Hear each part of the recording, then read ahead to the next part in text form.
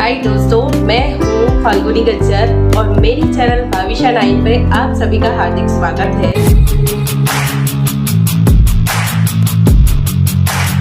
अरे ये क्या, घनश्याम शेठ के पूरे बदन पे छाले पड़ गए थे। छालों में से बहुत ही खून निकल रहा था। पूरे बदन में बहुत ही खुजली हो रही थी। गांव के चौरे पर वह बैठे बैठे सबसे मदद मांगता कि कोई तो मेरी मदद कर दो, मुझे बहुत भूख लगी है, प्लीज़ कोई खाने को दे दो। लेकिन ना तो कोई उसकी मदद करता और ना ही खाने को देता। घनश्याम चौरे पर बैठा बैठा अपने पुराने दिन याद करता कि एक समय था जब मेरे पास रहने को हवेली, खाने पीने की भरपूर चीज़ें, कई नौकर चाकर थे, मेरे पास बहुत सारे पैसे भी थे, मगर एक भूल, और ये एक भूल का यह परिणाम। बात कुछ ऐसी थी कि घनश्याम गांव का सेठ कहलाता था। गांव में जो भी अनाज पकता वह घनश्याम सेठ की मंडली पे लाया जाता था। घनश्याम वहीं से अपना माल ऊपर वाले सेठ को बेच गांव के किसाने को पैसा चुकाता था।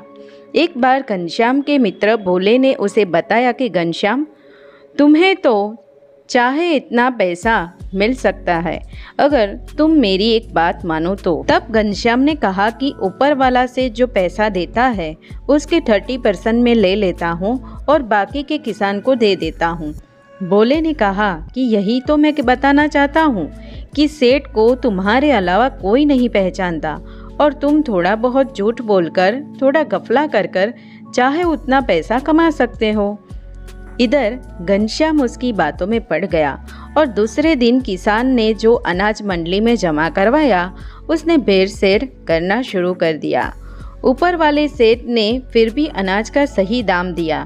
इधर किसान जब पैसा लेने आए तो उन्हें बताया कि ऊपर वाले सेठ को इस बार का अनाज पसंद नहीं आया, सो उन्होंने कम दाम दिया है। यह सुन किसान बेचारे भोले भाले जो पैसे सेठ से मिले वह लेकर निराश होकर घर लौट गए। अब तो रोज ऐसा होने लगा। इधर बेशर वाला अनाज जब लोगों ने खरीदा तो लोगों की हालत बिगड़ने लगी। बच्चों की हालत तो और ज्यादा खराब होने लगी। हर कोई घनश्याम को बद्दुआ देता कि भेड़सेड़ करने वाले का सब बुरा हो, उसे कीड़े पड़े। घनश्याम को तो अब डबल पैसा मिलने लगा।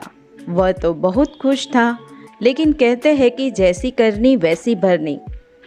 इतनी ज़्यादा बीमारी गांव में फैलने से आरोग्य मंडली ने अनाज की जांच की और ये अनाज घनश्याम की मंडली से ही आया है।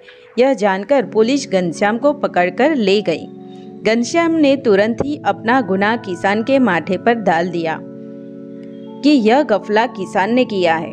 किसानों ने जब कहा कि आप हमारा अनाज चेक कर लीजिए, हम तो अच्छा भला अनाज मंडली में जमा करवाते हैं, जरूर ये सेठ ने ही कुछ भेड़सेड़ किया है। जांच करने पर किसानों के अनाज में किसी भी प्रकार की भेड़सेड़ नहीं पाई गई। इधर सेठ को बहुत मारा पीटा गया और उसको लाखों का दंड हुआ, जिससे उसकी हवेली, घर का सामान, मंडली सब बिक गई। वह रोड पे आ गया।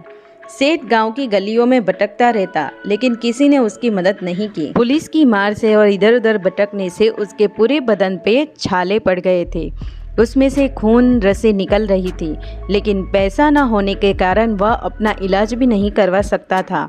भेड़-सेड़ के कारण सारे गांव के लोगों का विश्वास उसने अपने आप से उठवा दिया था, इसलिए कोई उसे खाने को अनाज भी नहीं देता। ऐसे में कितने दिन गुजरते, आखिर वह सेठ मर गया। कहते हैं कि बुरे का अंत बुरा, बस वही इस सेठ के साथ भी हुआ। दोस्तों, अगर कहानी पसंद आई हो तो please subscribe my channel. Bye, जय श्री कृष्ण।